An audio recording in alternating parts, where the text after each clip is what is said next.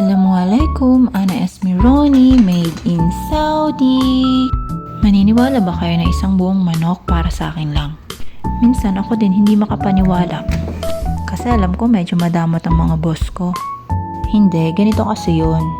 Everyday pinagluluto ako ng rice saka chicken. Kaso minsan mas gusto nilang matulog kaysa kumain ng tanghalian. Lunchtime kasi nila 2 p.m, 3 p.m, ganyan. Kaya kapag umabot na yan ng 4 p.m, matik na yan. Bibili na sila ng bagong pagkain. McDo, Albaik, minsan pizza. Kaya naman yung niluto kong isang buong manok, bahala na ako kung paano ko sesentensyahan. Kadalasan isang peraso lang talaga yung nakakain ko. 1/4 ng isang buong manok. Kasi hindi naman talaga kaya, B.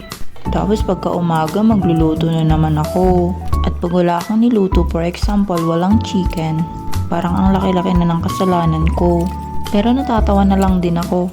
Di ko maintindihan ang takbo ng utak nila. Pag nagluto ako, minsan walang kumakain. Kaya nag-order sila.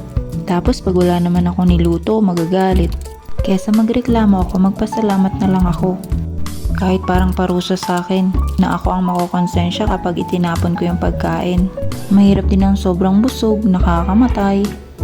O, tama na ang subo. Huwag mo nang piliting ubusin yung kanin. Okay po, that's all for today's video. Masalama.